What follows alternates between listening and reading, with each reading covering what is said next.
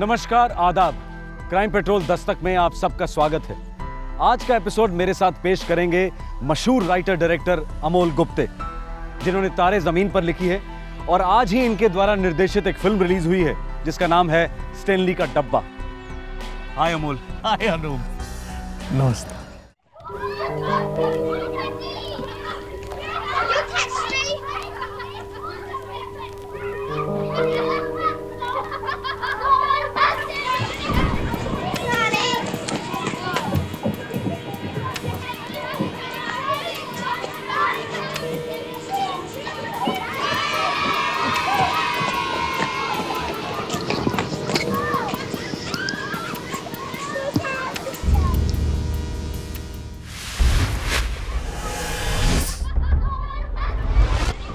बहुत आसान है बच्चों की मासूमियत का फ़ायदा उठाना। कोई भी गैर मर्द औरत उन्हें फुसला सकते हैं एक टॉफ़ी के ज़रिए, एक चॉकलेट के ज़रिए। और मैं जानता हूँ माताओं पिताओं के लिए बहुत बहुत डिफ़िकल्ट है अपने बच्चों को समझाना कि कोई गैर मर्द या औरत से बात ना करें, उनसे टॉफ़ी ना लें। लेकिन अगर आप समझाएंगे नहीं तो इससे बड़ा वाक़या हो सकता है, जैसे मुंबई शहर में हुआ था।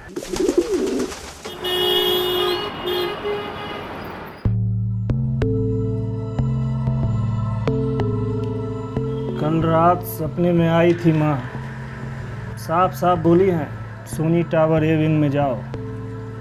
एक बच्चा है, नाम है अनमोल मेहता। जो बच्चा है जादू छड़ी है, तकदीर बदल देगा अपनी।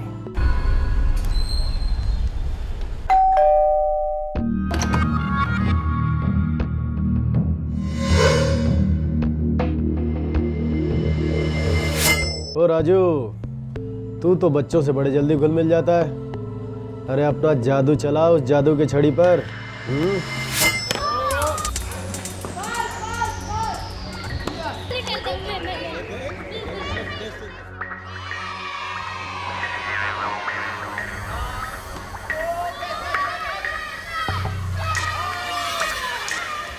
अरे यार, तुम धोनी के रिश्तेदार हो क्या? नहीं अंकल। लेकिन तुम सेम टू सेम उसकी जैसे दिखते हो और तो तुम सेम टू सेम उसकी जैसे खेलते भी हो। हाँ, क्या फोरआर्म से तुम्हारी है ना। तुम्हें चॉकलेट मिली? मैं तुम्हें देता हूँ, ले लो। Thank you uncle. अंकल आज से आपका नाम चॉकलेट अंकल। देख राजू, तो बच्चे को बहला फुसला कर बाहर लाना। बिल्डिंग के बाहर जो रिक्शा स्टैंड है वहाँ पर मैं और प्रवेश तेरा इंतजार कर रहे होंगे। तो बच्चा हमें सौंप कर वहाँ से गायब हो जाना। आगे का हम लोग संभाल लेंगे, समझा? ये बच्चा हमारे बुरे दिन गायब कर देगा, हमें माला माल कर देगा। कल ही फुल एंड फाइनल कर देते हैं।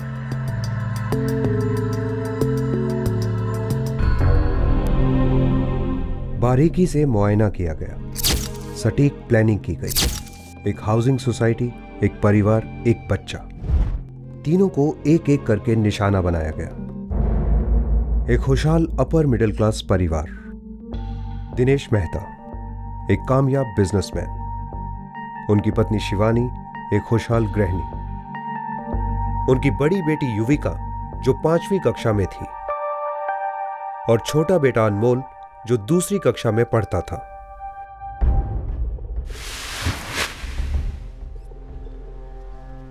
अप्रैल 2011 रोज की तरह युविका, अनमोल और सोसाइटी के बाकी बच्चे कंपाउंड में खेल रहे थे। बच्चे यहां रोज शाम को खेलते थे, बिना किसी डर के, बिना किसी फिक्र के। माँ बाप निश्चिंत होकर अपने अपने काम में मगन रहते थे। लेकिन ये शाम रोज की तरह नहीं थी, ये अलग थी। Zero, zero, zero, zero, zero,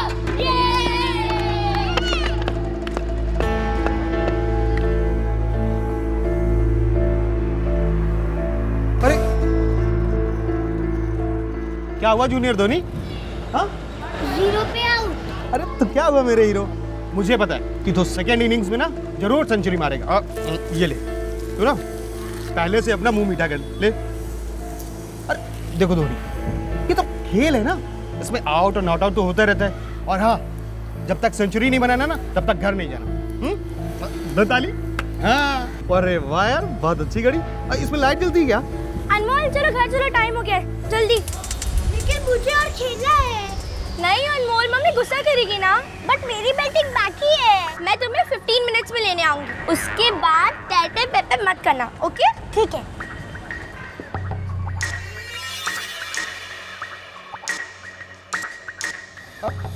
Dhoni अपना जरा बैट दिखाओ तुम। अब समझा मैं, गड़बड़ी ना तुम्हारे खेल में नहीं, गड़बड़ी इस बैट में। अब तुम्हें ना एकदम नया बैट चाहिए, और जानते हो कौन सा? धोनी वाला। आपके पास है ना? है मेरे पास, मेरी कार में है। चलो लेके आएंगे। चलो हाँ, चलो चलो चलो।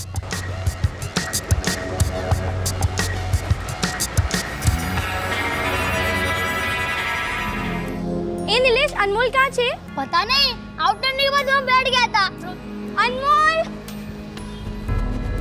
अनमोल, ये अनमोल कहाँ गया? अनमोल, अनमोल, अनमोल, अनमोल, अनमोल, अनमोल, अनमोल, अनमोल। अंकल, कहाँ है आपकी कार और कितने बैट हैं आपके पास? बस मेरी कार ये पास में है और उसमें बहुत सारे बैट हैं। तुम देखोगे ना तो खुश हो जाओगे। हाँ, अब बेटा अनमोल, अब तुम इन अंकल के साथ जाओ। हाँ, ये तुम्हें सीधा बैट बनाने वाली फैक्ट्री पे ले जाएंगे और जो तुम्हें पसंद है तुम वहाँ से ले लेते। हाँ, एकदम फ्री। संभाल, तुम टेंशन मत लो राजू। आइए सर जी।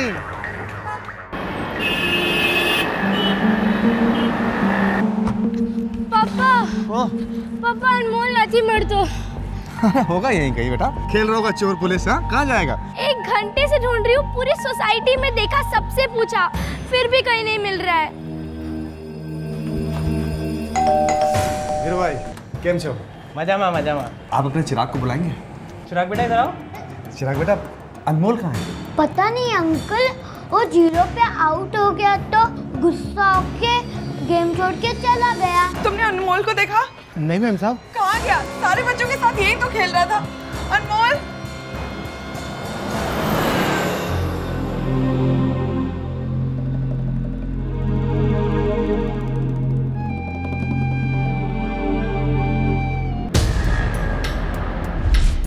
अनमोल के माता पिता ने आस पड़ोस की हर जगह पर अनमोल को ढूंढा, पर अनमोल का कुछ पता नहीं चला।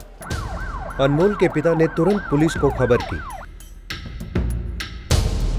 मैंने उससे कहा था कि मैं तुम्हें 15 मिनट में लेने आऊंगी, पर जब मैं उसे लेने गई तो वो बात था ही नहीं। बेटा, आप ठीक से याद करने की कोशिश करो। जब आप घर जा रहे थे तो अनमोल वहीं बैठा था? हाँ। कुछ अजीब सा लगा आपको? कुछ भी? उसके हाथ में कुछ था। क्या? शायद चॉकलेट।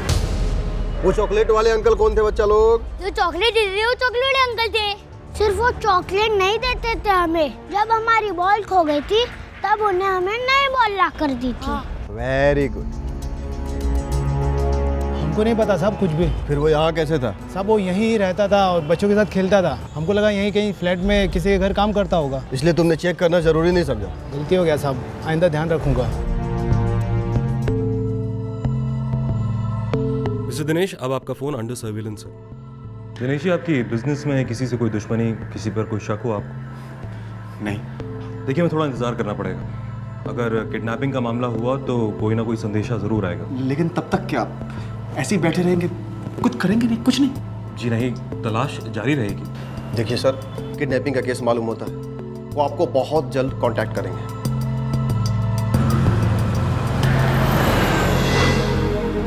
एक तरफ अनमोल बिल्कुल अनजान था कि उसे कहां और क्यों ले जाया जा रहा है, और दूसरी तरफ अनमोल का परिवार बिल्कुल अनजान था कि किसी ने उनके जिगर के टुकड़े को उनसे क्यों अलग किया था और कहां रखा था। पुलिस भी इस चॉकलेट अंकल के बारे में ज्यादा कुछ जान नहीं पाई थी। टेंशन बढ़ता जा रहा था।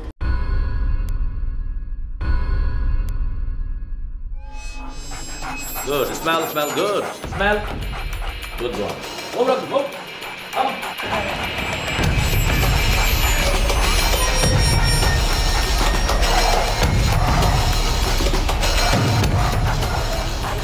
स्निफर डॉग की मदद भी ली गई, लेकिन वो भी बिल्डिंग के बाहर रिक्शा स्टैंड पर जाकर रुक गया। Rickshaw stand? लगता है ये चॉकलेट अंकल बच्चे को यहीं से ऑटो में बिठाकर लेकर गया होगा। सारे ऑटो ड्राइवर को साइड में लेता हूँ सर। कल किसी बच्चे को भाड़े पे लेकर गया था? नहीं सर। इधर कहीं दिखा स्टैंड पे भाड़ा लिया?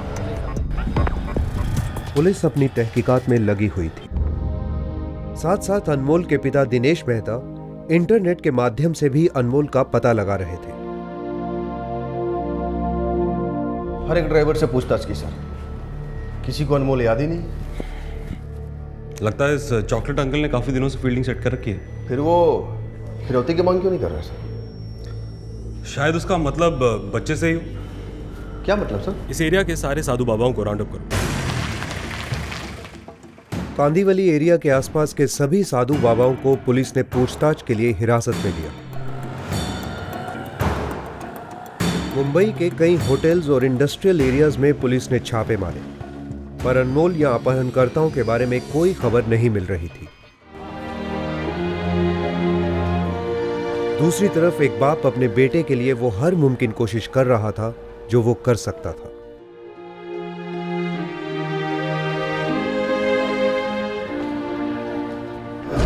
लोगों तक पहुंचने के सारे जरिए अपनाए गए। अनमोल की खोज में उसके पिता और पुलिस चप्पा चप्पा छान रहे थे। ये केस सियासती दरवाजों पर भी दस्तक देने लगा। वर्मा, ऑर्डर काफी ऊपर से आया है। जितना ऊपर से ऑर्डर उतने जल्दी रिजल्ट्स। लड़का मिल जाएगा सर? मिल जाएगा नहीं, ढूंढ निकालो उसे। बिल्कुल सही सलामत वर्मा। Yes sir.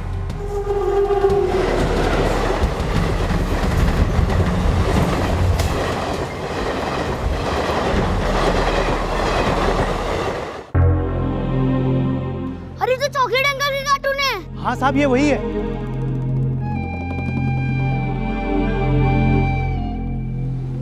सर इस आदमी को जरा ध्यान से देखिए, हो सकता है कभी चॉकलेट खरीदी हो आपकी दुकान से। सर ज्यादातर कस्टमर तो रेगुलर हैं, कोई नया आता है तो याद रहता है। इसको पहले कभी नहीं देखा सर। इस आदमी को देखा है? शायद बॉल वगैरह कुछ खरीदने आया हो। नहीं साहब, इधर आया नहीं। यहाँ आया ना, आपको बताऊंगा नहीं, इधर ही दफन कर दूंगा। रिलैक्स, आएगा तो फोन करो। इस आदमी को देखा है आपने कभी? नहीं साहब, मैंने इस आदमी को कभी नहीं देखा। पक्का? गारंटी के साथ बोल सकता हूँ, नहीं देखा। Thank you.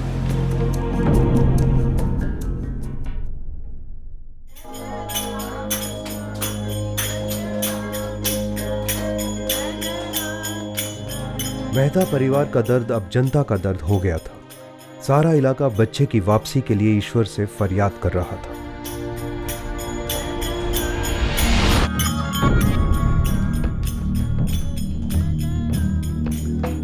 ये स्केच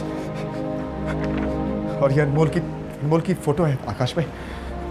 ये हर न्यूज़पेपर के फ्रंट पेज पर छपना चाहिए। सर बिल बहुत बड़ा आएगा। मेरे बच्चे से बढ़कर तो नहीं आएगा ना आकाश में। मेरा सब कुछ बिक जाए मैं वापस कमा लूंगा, लेकिन अगर अनमोल गया तो क्या करूंगा मैं? सर भिखारियों के सारे सरदारों को अंदर लेके काफी तोड़ा, कुछ नहीं निकला सर। फिरौती के लिए कोई कॉल भी नहीं आया। यादव, ये लोग साले चाहते क्या हैं? 14 अप्रैल 2011 अनमोल को गायब हुए 8 दिन बीत चुके थे। 8 रातें बीत चुकी थी, लेकिन पुलिस को अब तक कोई खबर नहीं मिली थी। दिन रात मेहनत करने के बावजूद ना तो अपहरणकर्ताओं का पता चला था और ना ही उनके इरादों का।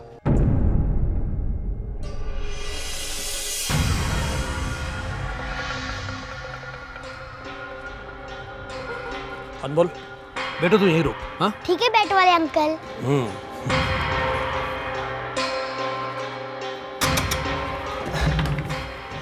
जयराम जी। हाँ जयराम जी। ये बच्चा कौन है? अनाथ है बेचारा। अनाथ है? अरे तो भाई हिया काहे लाए? कहीं अनाथ आश्रम ले जाओ ना। अरे वक्त आने पर इसे सही जगह पर पहुंचा दूंगा।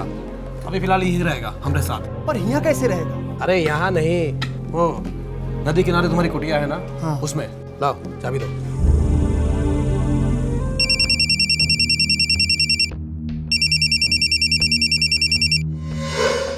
मस्त है, खेलता है, खाता पीता है, कोई टेंशन नहीं है। यहाँ तो मतलब बहुत बुरा हाल है। पुलिस तो मतलब छूट गई है। क्या बक रहे हो शुक्ला? बच्चे के बाप को अभी तक फोन नहीं किया तुमने? अरे कैसे करता फोन? ये हमारे लल्लन जी है ना, वो तो एकदम हीरो है, हीरो। उनके पास बच्चे के बाप का फोन नंबर ही नहीं। तो बच्चे को क्या झक मरवाने के लिए उठवाया था? अरे यहाँ शहर भर में पोस्टर लगे, उसमें 5-6 फ़ोन नंबर भी हैं, लेकिन वो पुलिस के भी हो सकते हैं ना। अब मैं और इंतजार नहीं कर सकता। वैसे भी बच्चे के दिन भर रहे हैं, जल्दी कुछ करो वरना मैं बच्चे को जान से मार दूंगा। मेरी बात सुनो, थोड़ा सा इंतजार और कर लो। मैं कुछ करता हूँ, बच्चे को बहलाओ फुसलाओ, मैं बहुत जल्दी फ़ोन करता हूँ। हाँ। अरे तो मतलब बच्चे के बाप का फ़ोन नंबर पता करना ही मेरा काम था क्या? अरे लल्लन, कैसी बात कर रहे हो? इसमें मेरा तेरा कुछ भी नहीं है। नंबर तो आज लगना ही होगा और आज के आज पहुंच जाना चाहिए।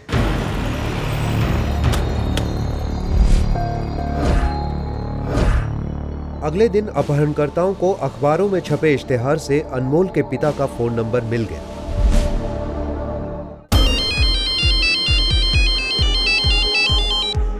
हेलो, अनमोल का बाप बोल रहा है क्या? हाँ, मैं बोल रहा हूँ। हाँ, आप कौन बोल रहे हैं? 1 करोड़। हाँ, आप ले जाइए, आप अभी ले जाइए। लेकिन मेरे अनमोल को, मेरा अनमोल कैसा है? मेरी उससे बात करवा सकते हैं प्लीज? हेलो, आपको मेरी आवाज आ रही है? हेलो, पैसे रेडी रख, फिर फोन करूंगा। और हीरो मत बनना, समझा क्या? नहीं तो तेरे बच्चे का काम तमाम कर दूंगा। नहीं, ऐसा मत कीजिएगा प्लीज। हेलो, आप जब चाहिए, जितना चाहिए उतना पैसा ले जाइए मेरे से। सुनिए, hello.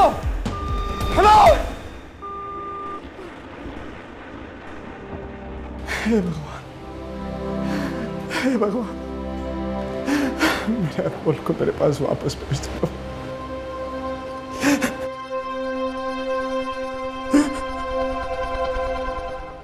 Sir, mud island PCO से फोन आया था सर। Mud island? पुलिस तुरंत मड आइलैंड के उस पीसीओ पर पहुंची जहां से फिरौती का पहला फोन आया था। जानता है सर? साहब, अभी कितने लोग यहाँ फोन करने आते रहते हैं, अभी सबका चेहरा कैसे याद रखेंगे साहब? ध्यान से देखिए इसे, ये चेहरा भूलना इतना आसान नहीं है। बोलो ना साहब, मुझे मालूम नहीं साहब। 12। अरे साहब, क्या साहब? अभी याद नहीं साहब। फिरौती की पहली मांग अपहरण के 8 दिन बाद आई, पर बस उस एक फोन के बाद फिर सन्नाटा छा गया। दूसरे दिन एक और फोन कॉल ने इस सन्नाटे को चीर दिया।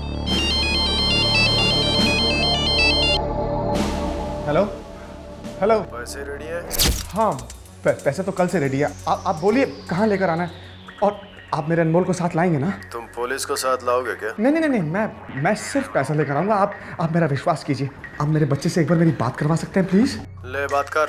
हाँ, हेलो अनमोल। हाँ बेटा, मैं बोल रहा हूँ, पापा बोल रहा हूँ बेटा। पापा, मम्मी, मुझे यहाँ से ले जाओ, मुझे डर लग रहा है। नहीं बेटा, डरना मत बेटा। पापा सब ठीक कर देंगे। एक मिनट, मम्मी से बात कर बेटा, 1 सेकंड। हेलो। बात क्यों नहीं कराई मेरी अनमोल से? मुझे नहीं लगता कि ये हमारा अनमोल था। ये उसकी आवाज नहीं थी शिवानी। अनमोल नहीं था। शिवानी, जब पानी लेकर बेटा। शिवानी। सर, चिपलून रत्नागिरी से फोन आया था, लेकिन नंबर मुंबई का है सर, डाइवर्ट किया गया है। क्या नंबर है? सर, नंबर है 98679। फोन कंपनी को फोन लगाओ और पता करो कि नंबर किसके नाम है। मोबाइल कंपनी के द्वारा नंबर की रजिस्ट्रेशन का पता चल गया। नंबर सतीश कुमार शुक्ला का था।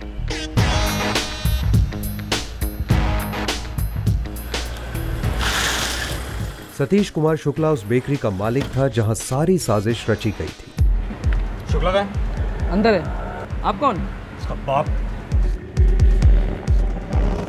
शुक्ला जी, बच्चा कहाँ है? बच्चा? आप लोग कौन है? आप लोग किस बच्चे की बात कर रहे हैं? आप यही बताएंगे कि थाने चलकर बताएंगे? देखिए, मेरे यहाँ काम करने वाले लड़के जो मेरी डिलीवरी करते हैं, नाम बोल। परवेज खान और राजू। तो इन दोनों ने उठाया बच्चे को? जी। यही बच्चा क्यों? बाप मालदार था इसलिए। बहुत मालदार था? तुझे कैसे पता?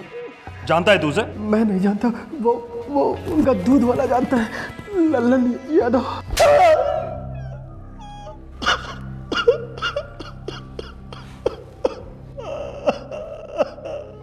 कहाँ है बच्चा? मैं नहीं जानता साहब।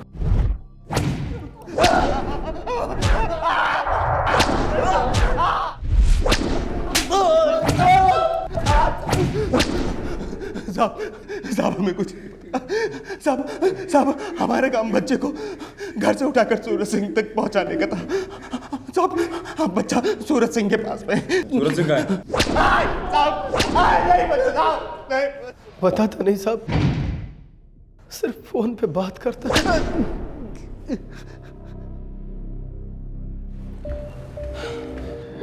बेकरी का मालिक ही लीडर है, उसी ने सारी प्लानिंग और फंडिंग की थी। और मेरा अनमोल कहाँ है? ये तो उसे भी नहीं पता। लेकिन सर अभी आप ही ने तो कहा कि वो लीडर है। हाँ, पर एक पांचवा आदमी भी था, सूरज। अनमोल उसी के पास है। लेकिन अनमोल है कैसा, कुछ तो बताया होगा उन लोगों ने, कोई तो बात। ठीक ही होगा दिनेश जी। देखिए अब हमें हिम्मत नहीं हारनी है, जल्दी ही आपका अनमोल आपके साथ होगा। दिनेश जी, आपका अनमोल मेरे लिए मेरे बेटे जैसा है। आप ही की तरह पिछले 12 दिनों से ना हमने कुछ खाया है ना सोए।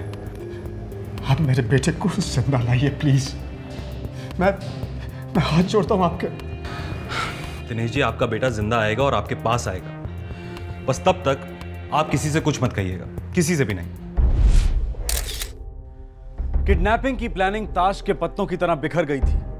पुलिस अब अनमोल को वापस बचाकर लाने के बहुत ही करीब थी, पर दिल्ली दरअसल दूर थी।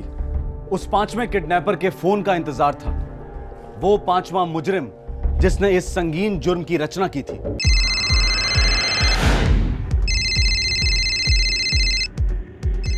उठ, पढ़ो, चले, बात कर। वो जितना बोला है उतना ही बोल, एक भी शब्द कम ज्यादा बोला तो साले यही ठोक देंगे। हाँ सूरज। शुक्ला जी, मैं पिल्ले की आयागिरी करते करते पक चुका हूँ। सुना आपने? बोलो इसके बाप से कि मेरी तनख्वाह तुरंत दे दे, वरना साले को ले जाकर नदी में डूबूंगा। सूरज, उसके बाप से बात हो चुकी है, वो शाम को माल लेकर आ रहा है, तो कल सुबह तक तुम्हारा हिस्सा मिल जाएगा। कहाँ लेकर आ रहा है नोट? दहीसर। अरे दहीसर कोई रुमाल के साइज का क्या शुक्ला जी? दहीसर स्टेशन। कितना नोट लेके आ रहा है? अब खोखा पूरा 1 करोड़, इतने की ही बात हुई थी ना। अरे 2 मांगने का था ना शुक्ला जी। अब जितना बोला था वो उतना लेकर आ रहा है। 2 मांगो, 2 लेकर आएगा। नहीं, वो देर हो जाएगी ना, इसलिए। ठीक है ठीक है, साला किसी और बच्चे को उठा लेंगे। कल सुबह मैं तुम्हारे फोन का इंतजार करूंगा। तुम मुझे उधर से हरी झंडी दिखाना, इधर मैं लाल झंडी फहरा दूंगा। अच्छा सर, हंडिया गांव, जिला इलाहाबाद। चांद पे भी छुपा होगा तो वहां से भी ढूंढ निकालेंगे उसको। चलो यादव।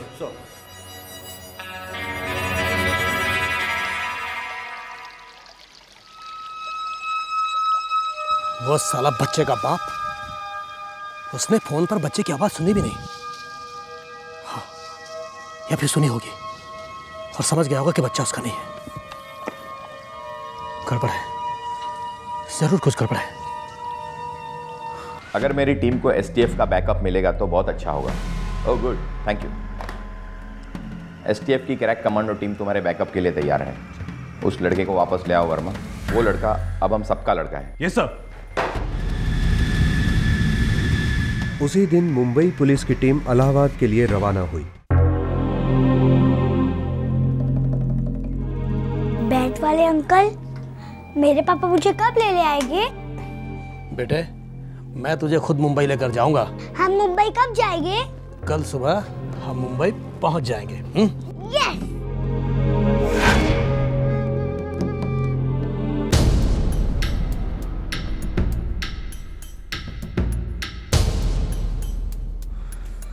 पूरे 106 घर हैं इस गांव में। किसी को भी खबर करने का मतलब है बच्चे की जान को खतरे में डालना।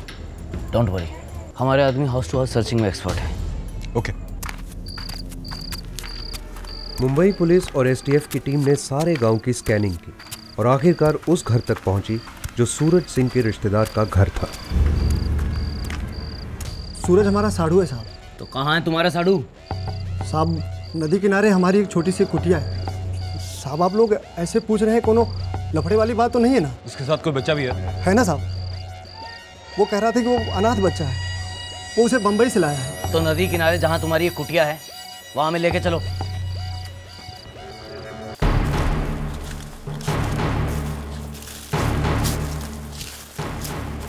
जिस झोपड़ी में सूरज ने अनमोल को छुपा कर रखा था वो जंगल के काफी अंदर थी। वहां तक पहुंचने का ना कोई पक्का रास्ता था और ना ही गाड़ियों के अंदर जाने की कोई गुंजाइश। रुको वहीं पे, ज्यादा बच्चे को संभालो।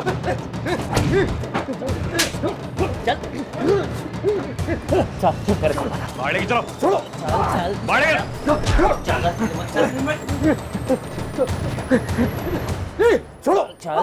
चल लेके चलो इसको। आखिरकार अनमोल को सही सलामत वापस लाने में मुंबई पुलिस कामयाब हुई।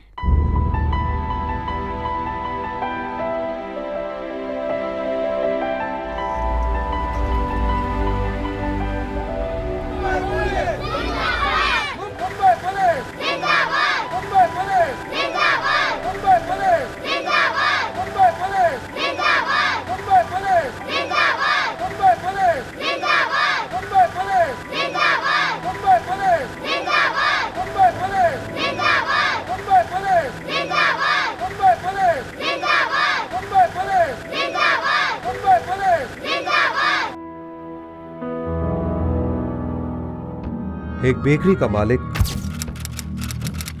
उसके 2 डिलीवरी बॉयज, एक दूध वाला और एक रिक्शा ड्राइवर, ये सभी एक बच्चे की जान को दांव पर लगाकर अपनी जेबें भरना चाहते थे, पर मुंबई पुलिस ने उनके इरादे नाकाम कर दिए। चॉकलेट अंकल को बच्चों का दिल और उनका भरोसा जीतने में ज्यादा वक्त नहीं लगता, और माँ बाप के नाक के नीचे से उनको अगवा करना उससे भी कम वक्त लगता है।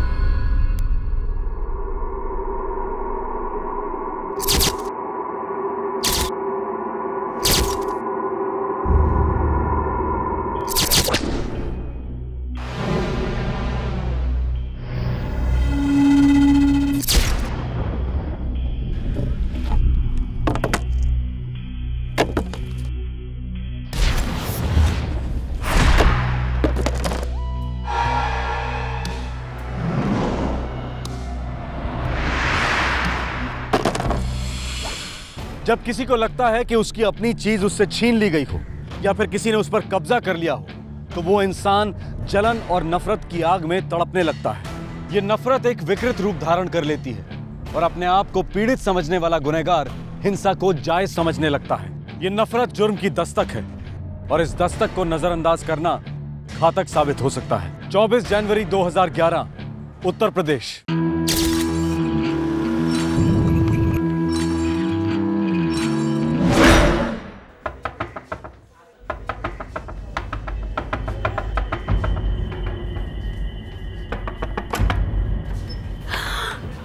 सूर्य, ये खून! अरे क्या करके आए हो तुम दोनों? अरे अम्मा कुछ नहीं हुआ, हाईवे पे बहुत जबर एक्सीडेंट हुआ रहा, अस्पताल पहुंचा कर आ रहे हैं उसे। लेकिन अम्मा उस आदमी का बहुत खून बह गया, पता है आपको? हाँ? हाँ।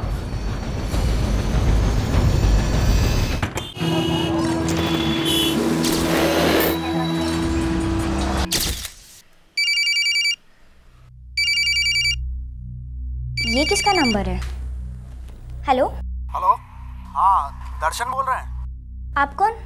हम एग्जाम डिपार्टमेंट से बीजी चौधरी बोल रहे हैं। Sir 1 minute. दर्शन तुम्हारा फोन है, जल्दी आ। आ रहे हो दीदी, होल्ड करने बोलिए। सर 1 सेकंड, दर्शन आ रहा है। दर्शन, हाँ सुन, बिजली का बिल भरना मत भूलना। नहीं भूलूंगा। हेलो, हम एग्जाम डिपार्टमेंट से बीजी चौधरी बोल रहे हैं। हाँ सर, गुड इवनिंग। क्या बात है सर? अरे तुम्हारा ये बोर्ड एग्जाम के फॉर्म पर तुम्हारा फोटो नहीं है? नहीं सर, मुझे याद है, मैंने चिपकाया था। अरे भूल गए होगे या गिरगिरा गया होगा कहीं। देखो आज हम सारे फॉर्म लेके लखनऊ जा रहे हैं, तुम्हारा नंबर भी यही फॉर्म से ही मिला हमें। थैंक यू सर, लेकिन आप क्या कर सकते हैं? अरे बिना फोटो के तुम्हारा फॉर्म रिजेक्ट हो जाएगा। हमारी गाड़ी में अभी आधा घंटा बाकी है, तुम यहीं बस स्टॉप पर आ जाओ, यहीं फोटो भी चिपका देंगे। अच्छा ठीक है सर, मैं अभी निकलता हूँ, लेकिन आप कहाँ पर है? ये जो आलमबाग बस स्टैंड के सामने जो लेटर बॉक्स है ना, वहीं पर है हम। और सुनो, देर मत करना। अच्छा ठीक है सर, मैं अभी निकलता हूँ। क्या हुआ भाई? दीदी वो मेरे एग्जाम फॉर्म पर फोटो नहीं है। तो इसमें नया क्या है? हमेशा की तरह तू भूल गया होगा। दीदी अगर मैंने आधे घंटे में फोटो नहीं चिपकाई तो मैं इस साल एग्जाम नहीं दे पाऊंगा। तो फिर जा ना। हेलो, प्रणाम पापा। खुश रहो। अच्छा बेटा दर्शन, तुम्हारे कॉलेज से किसी बीजी चौधरी नाम के टीचर का फोन आया था बेटा? हाँ पापा, वो फोटोग्राफ के बारे में ना। इतनी जरूरी बात तुम भूल कैसे गए बच्चे? जाओ जल्दी जाओ, आलमबाग बस स्टॉप पे तुम्हारा इंतजार कर रहे हैं वो। हाँ पापा, बस निकल ही रहा था। तुम्हारे पास कोई ढंग की फोटो तो है ना? हाँ पापा, है मेरे पास। अच्छा, काम पूरा होते ही फोन करना, ठीक है? इतना भुलक्कड़ है ना, सच कहती हूँ मुझे तो ये बिल्कुल ठीक नहीं लग रहा है। क्या ठीक नहीं लग रहा? हम यहाँ, हमारे तीनों बच्चे वहाँ। बच्चे? अब बच्चे कहाँ रहे वो? अच्छी खासी देखभाल कर लेते हैं, अपनी भी और एक दूसरे की भी। यहाँ पे भी तो हो सकती है ना, वो भी अच्छे से। लेकिन आप है कि सुनते ही नहीं, अपनी मन के किए जाते हैं। यहाँ कॉलेज है, नौकरियां हैं। दर्शन की माँ, वहाँ हमारे बच्चों के सामने पूरी दुनिया खुली पड़ी है समेटने के लिए। तुम क्यों परेशान होती हो? अच्छा ही होगा इन तीनों का।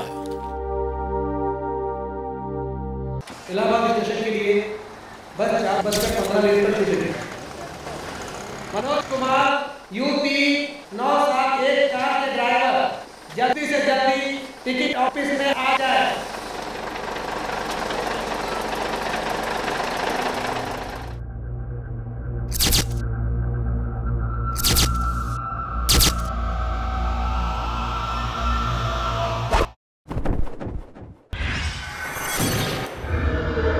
उस रात दर्शन घर लौटा ही नहीं।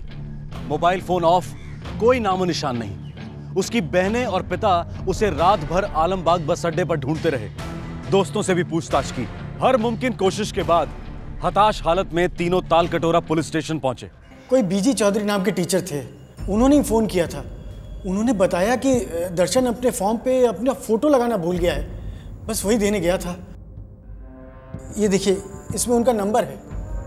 सेम नंबर से दर्शन के सेल पर भी फोन आया था, मैंने ही रिसीव किया था फोन। और तब से ये फोन बंद आ रहा है? जब से दर्शन गायब हुआ है, बस तभी से बंद है। किसी दोस्त या क्लासमेट के घर गया होगा। नहीं सर, हमारा दर्शन हमें बिना बताए कहीं नहीं, बल्कि कभी नहीं जाता है। शायद कल रात गया हो।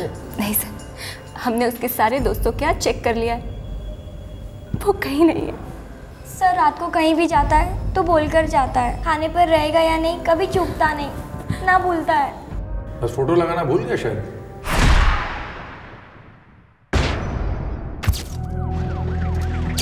पुलिस उसी वक्त दर्शन के स्कूल पहुंची। अब टीचर लोगों का हम खबर क्या रखेंगे साहब, हम तो बस चौकीदारी करते हैं। खबर नहीं रखते तो चौकीदारी क्या खाक करते हो? प्रिंसिपल का नंबर दो। साहब मेरे पास नंबर नहीं है। किसी के पास तो है? साहब दफ्तर में सभी के पास नंबर है, लेकिन मैं उन सभी को नहीं जानता। ठीक है, दफ्तर खुलवाओ और चाबी नहीं तो ताला तोड़ दो। नहीं नहीं साहब, चाबी है ना मेरे पास, लेकिन अंदर कोई नहीं है। चलो।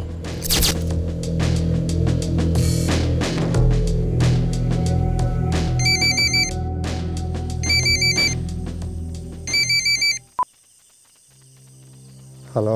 हेलो, प्रिंसिपल साहब। हाँ, मैं सिंह बोल रहा हूँ। आप कौन? पुलिस। बात क्या है? कुछ हुआ है क्या? आपसे एक अर्जेंट बात करनी है, फौरन मिलिए। देखिए, सबसे पहली बात, बिना फोटोग्राफ के फॉर्म पैक होता ही नहीं है, 2-2 बार चेकिंग होती है। जैसा बीजी चौधरी टीचर ने कहा, पैक होने के बाद भी तो फोटो गिर सकता है। वो कह रहे थे कि फॉर्म उनके हाथ में थे। बिल्कुल गलत बात है। पिछले हफ्ते ही सारे फॉर्म्स यूपी बोर्ड के ऑफिस को डिस्पैच हो गए। और दूसरी बात, स्कूल के एग्जामिनेशन डिपार्टमेंट में बीजी चौधरी नाम का कोई एम्प्लॉय है कि नहीं? अगर फॉर्म को लेकर कोई प्रॉब्लम है तो सबसे पहले मुझे ही तो कांटेक्ट किया जाता है। मैं दावे के साथ कह सकता हूं, या तो ये कोई बचकाना या भद्दा मजाक है, या तो फिर समथिंग इज रियली सीरियस। नहीं नहीं, मेरी भला किसी से क्या दुश्मनी हो सकती है? मैं तो खुद गांव के स्कूल का एक मामूली सा प्राध्यापक हूं। कभी किसी का बुरा नहीं किया तो तो मेरे बेटे के साथ कुछ गलत कैसे हो सकता है? नहीं नहीं, मैं नहीं मानता। रणबीर जी, फिर वही हुआ होगा जो प्रिंसिपल साहब कह रहे थे। दर्शन के दोस्त ने मजाक किया है कोई, और फिर गायब कर दिया दर्शन को बस स्टैंड से।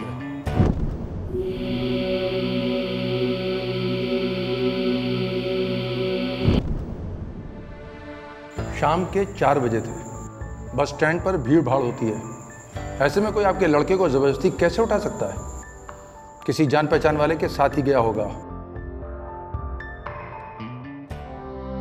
किसके साथ गया होगा? कहाँ तलाशूं उसे? अरे क्या फर्क पड़ता है? हाँ? बेटा तो गया ना हमारा, बड़ा शहर खा गया हमारे बच्चे को। हमेशा से कहती थी मैं आपको कि मत भेजो हमारे बच्चे को शहर, लेकिन आपने मेरी एक बात नहीं सुनी, बस अपने ही करते रहते हैं। अम्मा, रोने से क्या होने वाला है? मैं कहती हूँ ना, दर्शन को कुछ नहीं हुआ है। गया होगा किसी दोस्त के पास, सेल फोन भूल गया होगा। भूला कर तो है ही वो। अरे मोबाइल से फोन होता है क्या? सिक्का डाल का फोन नहीं हो सकता? अम्मा, कैसे समझाऊं तुम सबको मैं? अम्मा, अम्मा, मेरा जी बहुत घबरा रहा है, मेरा जी बहुत घबरा रहा है।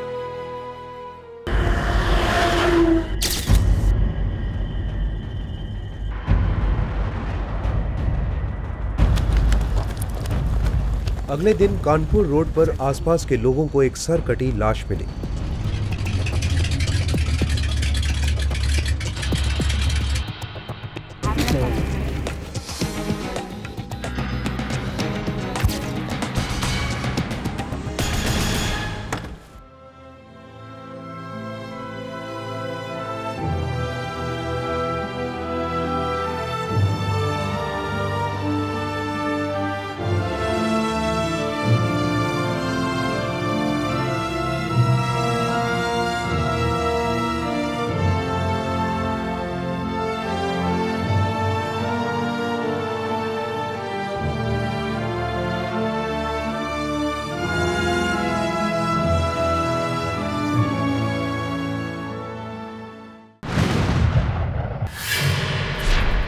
एक गुमराह करने वाला फोन कॉल, बस उसी एक फोन के बाद 17 साल के दर्शन यादव का सर अलग और धड़ अलग मिलता है। अपने माँ बाप का इकलौता बेटा। क्या था इस भयंकर हत्या का कारण और कौन था ये बेरहम कातिल? दर्शन मेरा ही स्टूडेंट था, अगली साल 12वीं में जाता वो। यानी 11वीं बोर्ड एग्जाम का फॉर्म आप ही ने चेक करके स्टेट बोर्ड ऑफिस भेजा था? जी। फोटोग्राफ लगा था? बिल्कुल लगा था सर। कैसा था वो क्लास में? Good, very good student. कभी किसी के साथ लड़ाई मारपीट? नहीं नहीं, वेल बिहेव था दर्शन। देखिए, हमारे स्कूल में डिसिप्लिन बहुत सख्त है, यहाँ मारपीट का कोई सवाल ही नहीं पैदा होता। हर एक पे कड़ी नजर रखी जाती है। यानी किसी की दर्शन पे कड़ी नजर थी। वो जानता था कि दर्शन का एग्जाम फॉर्म भेजा जा चुका है और इसी जानकारी का उसने फायदा उठाया। दर्शन को फांसा, उसे ये मानने के लिए मजबूर किया कि उसके फॉर्म में कोई कमी है। देखिए, हमारा जो एडमिनिस्ट्रेटिव स्टाफ है हर चीज में बहुत सावधानी बरतता है, कोई न्यूज लीक नहीं होती। क्यों? आपके स्टाफ में से भी कोई हो सकता है? ऐसा कोई क्यों करेगा? वो भी बस स्टॉप पर बुलाकर एक फोटोग्राफ देने के बाद? No, I don't believe this is highly impossible.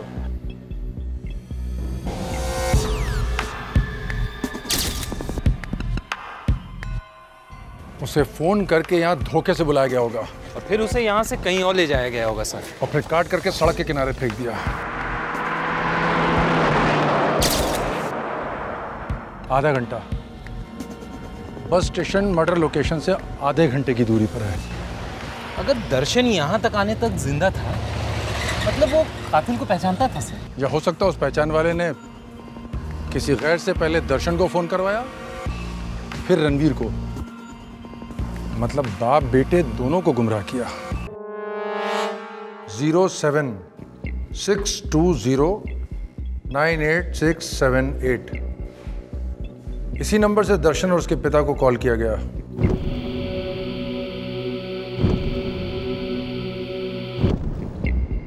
ये प्रीपेड सिम कार्ड है सुरेश।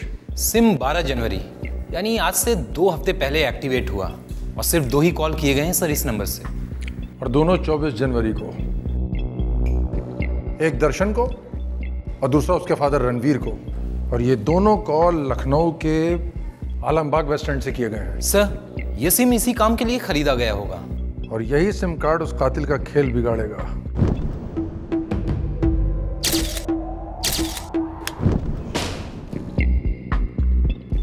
सर ये SIM card Jagdamba tele service से खरीदा गया है।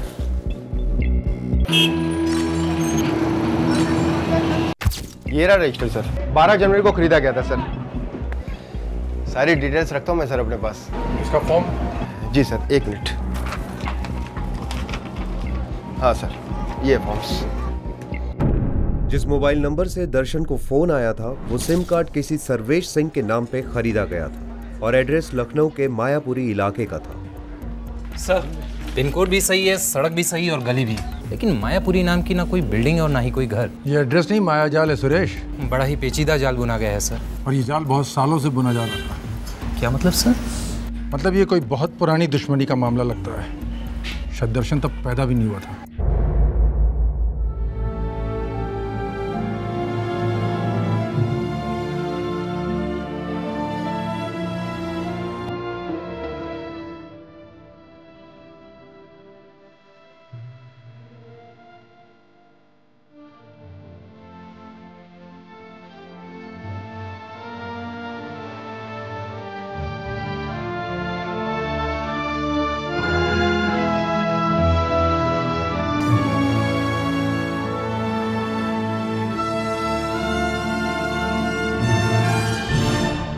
सॉरी सर, हम वॉइस और बाकी की डिटेल सिर्फ तभी रिकॉर्ड करते हैं जब हमें कोई खास सर्विलेंस ऑर्डर मिले, अदरवाइज नहीं। आपकी मोबाइल कंपनी का सिम कार्ड एक झूठे एड्रेस के बलबूते पर खरीदा गया, कोई वेरिफिकेशन नहीं हुई। मतलब इस फोन के असली यूजर को ट्रेस करना इम्पॉसिबल है। नो सर, एक तरीका है सर। ऐसा है, जब भी कोई सेल एक्टिवेट होता है उस सिम के फ़ोन यानी कि इंस्ट्रूमेंट का नंबर हमारे रिकॉर्ड में आ जाता है, जिसे हम IMEI नंबर कहते हैं। शायद उस नंबर की हेल्प की वजह से आप उस आदमी तक पहुंच सके जिसने झूठा एड्रेस देके ये सिम खरीदा।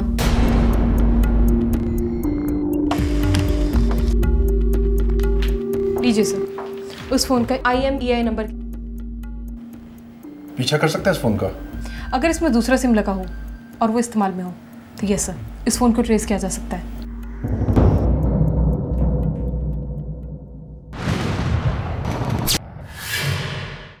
मॉडर्न टेक्नोलॉजी 2-धारी तलवार है।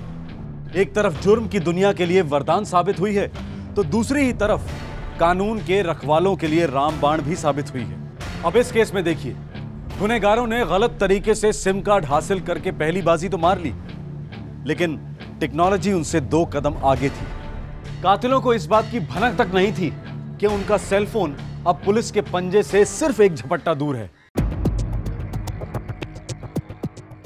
पुलिस ने उस IMEI नंबर के सेलफोन को ट्रेस किया। खुशकिस्मती से वो फोन एक्टिव था। कसम से हमें कुछ नहीं पता प्रेरणा, कभी भी कुछ भी हो सकता है। कॉलेज छूट सकता है हमारा। चुप, ऐसी फालतू बातें मत करो प्लीज। तुमने 2 साल कंप्लीट किए हैं, बाकी भी कर लोगे। फीस आसमान से टपकेगी क्या? नहीं, तुम्हारे पसीने से टपकेगी। पार्ट टाइम नौकरी कर लो, कॉल सेंटर ज्वाइन कर लो। मैंने वो सब सोच लिया है प्रेरणा। किसी भी सूरत में पूरी फीस के पैसे जमा नहीं हो सकते। किसी से लोन ले सकते हो बाकी के पैसे। मतलब भीख मांगो? मैंने ऐसा तो नहीं कहा। पर मतलब तो वही है ना, हाथ फैलाऊं, सस्ता हो जाऊं। नहीं प्रेरणा, वो हमसे नहीं होगा। हम लोगों की पोजीशन ही कुछ और थी, पता है? वो साली जमीन नहीं चली गई होती तो ये दिन नहीं देखना पड़ता हमें। कम ऑन यार, बार बार उस जमीन के बारे में बात करने से असलियत चेंज तो नहीं होगी ना? क्यों नहीं बदल सकती? सवाल एक कागज के टुकड़े का है। आज उस मनोज के नाम पर है, कल हमारे नाम पर हो सकती है। नंबर ले लो। जिस आदमी का फोन हमने सर्विलेंस पे डाला था वो किसी प्रेरणा से बात कर रहा था। आप किसी प्रेरणा को जानते हैं? नहीं। उन दोनों की बातचीत में एक मनोज का जिक्र हुआ। किसी मनोज को जानते हैं आप? मनोज? मनोज हमारे चचेरे भाई का नाम है। हाँ, हमारे सगे छोटे भाई का बेटा है मनोज यादव। अभी उसके नाम कोई ज़मीन का ट्रांसैक्शन हुआ है? हाल फिलहाल में उसे कोई ज़मीन मिली है? हाँ मिली है, हम ही ने दी है। क्यों? दरअसल गांव में हमारी एक पुश्तैनी जायदाद थी जिसका एक छोटा सा हिस्सा मनोज को मिलना था, सो दे दिया उसे। कौन सा गांव? कहाँ है ये जमीन? Madhavganj, district Hardoi. Sir, number trace हो गया है 8760589688। रणवीर जी, ये आदमी आपकी पहचान का है, शायद आपका कोई रिश्तेदार हो। इंस्पेक्टर साहब, ये नाम प्रेरणा शायद तो कहीं सुना है। याद कीजिए, कहाँ सुना आपने? हाँ इंस्पेक्टर साहब, ये 8-10 दिन पहले की बात है। गांव में छत पर हम अपने चचेरे भाई सूरज भैया और बादल भैया के साथ थे।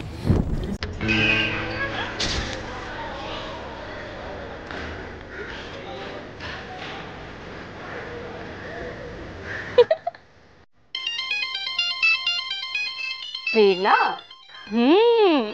कौन है ये प्रेरणा? गर्लफ्रेंड? क्या दीदी आप? अरे गर्लफ्रेंड नहीं है हमारी, क्लासमेट है। हाँ प्रेरणा, हाँ हम तुम्हें 10 मिनट बाद फ़ोन करते हैं। Okay bye. अरे भैया, फोन क्यों काट दिया? तेल टूट जाएगा ना बेचारी का। बात कीजिए ना ओएफ से। अरे ओनली फ्रेंड, जीएफ नहीं। अच्छा, बहुत मजा आ रहा तुम्हें? चाल चलो चाल। बादल हमारे बड़े भाई साहब का लड़का है। रणवीर जी, इस नंबर पे कॉल कीजिए, सब कुछ क्लियर हो जाएगा। 8760589688।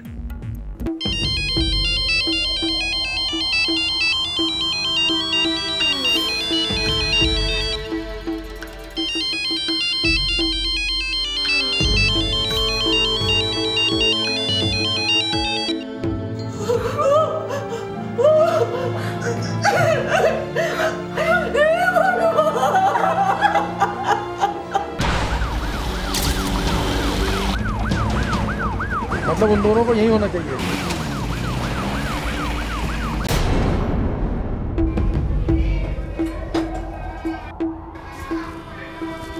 सब खत्म हो गया। बादल और सूरज कहाँ हैं? वो तो ऊपर है। चलो। अरे कुछ बताइए तो। अरे हुआ क्या है? रुक, पकड़ उसको, पकड़ो। चल चल पकड़, पकड़ साले, चल। अरे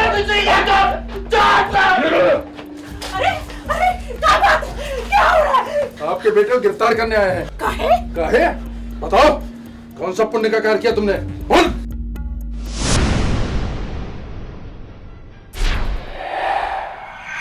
बादल और सूरज सभी गुनहगारों की तरह ये समझकर बैठे थे कि उनकी प्लानिंग बहुत तगड़ी है, बहुत हाईटेक है और पुलिस उन तक कभी नहीं पहुंच पाएगी। पर खून की बू बहुत तेज होती है, खासकर एक मासूम, नाबालिग और बिल्कुल निर्दोष लड़के के खून की बू। पुलिस को तो सूंघ ही लेना था। हेलो, हाँ हम एग्जाम डिपार्टमेंट से बीजी चौधरी बोल रहे हैं। हाँ सर, गुड इवनिंग। क्या बात है सर? अरे ये बोर्ड एग्जाम के फॉर्म पर तुम्हारा फोटो नहीं लगा? नहीं सर, मुझे याद है, मैंने चिपकाया था। अरे भूल गए होगे या गिरगिरा गया होगा कहीं। ऐसा करो, हमारी गाड़ी में अभी आधा घंटा बाकी है, तुम यहीं बस स्टॉप पर आ जाओ, यहीं फोटो भी चिपका देंगे। अच्छा ठीक है सर, मैं अभी निकलता हूँ। लेकिन आप कहाँ पर हैं? ये जो आलमबाग बस स्टैंड के सामने जो लेटर बॉक्स है ना, बस वहीं पर हैं हम। अच्छा ठीक है सर, मैं अभी निकलता हूँ। अब रणवीर चाचा को फोन लगाते हैं। परफेक्ट भैया, कभी किसी को शक नहीं होगा। हमने वो सिम छोटा एड्रेस देके हासिल किया, सिर्फ इसी काम के लिए। इलाहाबाद स्टेशन के लिए बस 4:15 पर छूटेगी।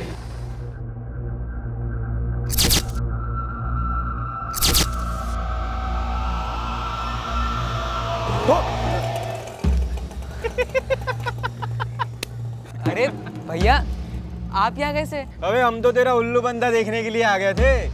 फोटो लाया कि नहीं फॉर्म पे चिपकाने के लिए? आपको कैसे पता?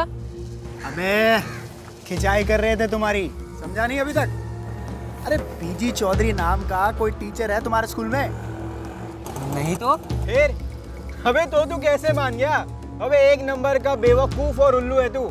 ऐसे चुटकी बजाकर हमने तेरे को उल्लू बनाया। थैंक गॉड भैया। पता है मैं कितना डर गया था, क्योंकि मैंने तो फॉर्म पे फोटो लगाया था। अरे फोटो तो तुम्हारी ये वाली लगानी चाहिए थी, एकदम डरी डरी सहमी हुई, है ना? चलो थोड़ा रिलैक्स हो छोटे, थोड़ा स्माइल वाइल कर। चलो तुम्हें खुली हवा में सैर करा के लेके आते हैं, अपने आप स्माइल आ जाएगी। चलो भैया, लेकिन कहाँ पर, कहाँ जा रहे हैं हम लोग? अरे बाइक है ना अपने पास, आज तुम्हें जन्नत की सैर कराते हैं, समझे? चलो। अरे चल भैया, अरे चल ना।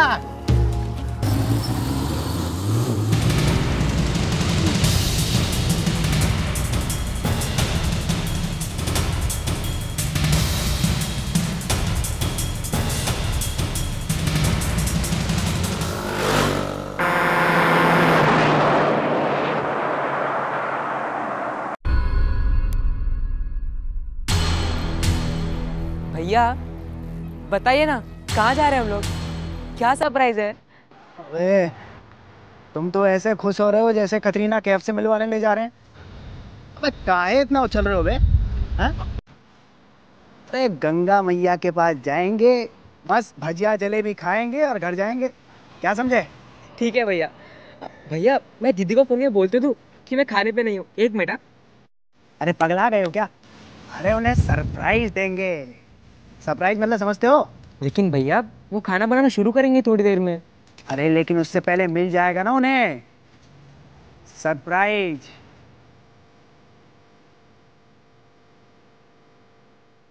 बहुत बड़ा सरप्राइज। भैया बुरा मत मानिएगा, लेकिन मुझे ऐसा क्यों लग रहा है कि बात कुछ और है ना? बिल्कुल सही कहा तुमने।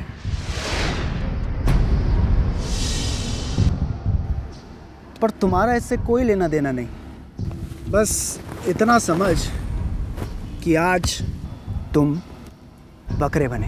कमीने, तूने मेरे बेटे को मारा, छोड़ोगे नहीं।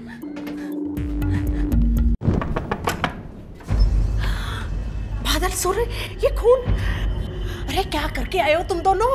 अरे अम्मा कुछ नहीं हुआ, हाईवे पे बहुत जबर एक्सीडेंट हुआ रहा, अस्पताल पहुंचा कर आ रहे हैं उसे। बता, दर्शन के सर के साथ क्या किया तुम लोगों ने? बता।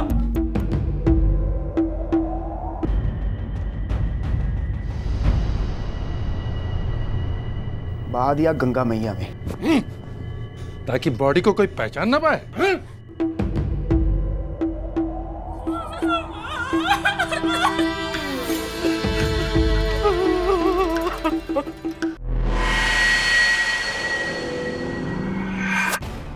बादल और सूरज अपने ही रचाए हुए जाल में फंस गए। उन्हीं के फोन कॉल के कारण दर्शन अपनी जेब में अपने पासपोर्ट फोटोज लेकर बस स्टॉप पर आया था। ये फोटोज उसकी जेब में ही रह गए और उसके शव को बड़ी आसानी से पहचाना गया।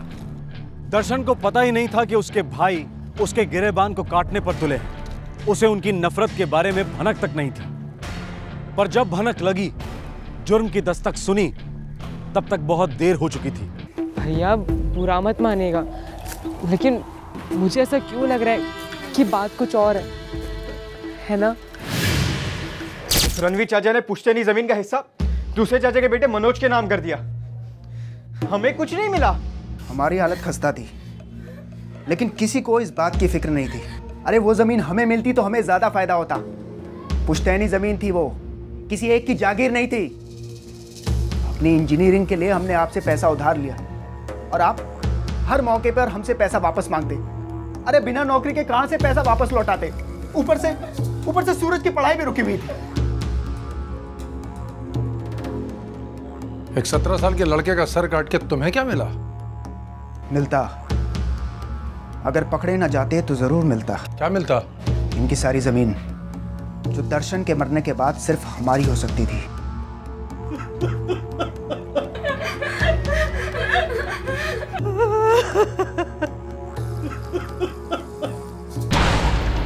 दर्शन के कटे हुए सर की तलाश पूरे 1 हफ्ता चली, पर गंगा मैया की मर्जी कुछ और ही थी। दर्शन के सर को उसने अपने अंदर ही कहीं छुपा लिया था। वो पुलिस के हाथ लगा ही नहीं।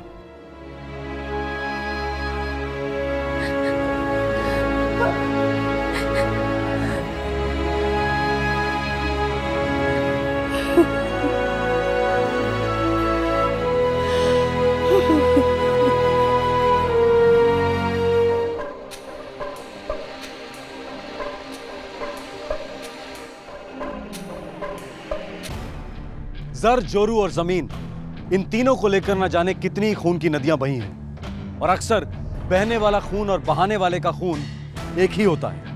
प्यार मोहब्बत के रिश्ते नफरत में बदल जाते हैं। और कड़वा सच ये है कि नफरत में बड़ी ताकत होती है। नफरत के बीज होने वाले जुर्म की दस्तक देते हैं। इन बीजों को वक्त पर पहचान कर मिटा देना बहुत जरूरी है, वरना नफरत को नासूर बनने में ज्यादा वक्त नहीं लगता और फिर अक्सर काफी देर हो चुकी होती है। जैसा कि आज के केस में हुआ, मासूम बेकसूर दर्शन यादव अपने ही भाइयों के हाथों मारा गया। हर जुर्म दस्तक देता है। ध्यान से सुनिएगा, जानें बच सकती हैं। जय हिंद। क्राइम पेट्रोल्स के और भी दिलचस्प कहानी देखने के लिए हमारे चैनल को सब्सक्राइब करें और बेल आइकॉन दबाना न भूलें।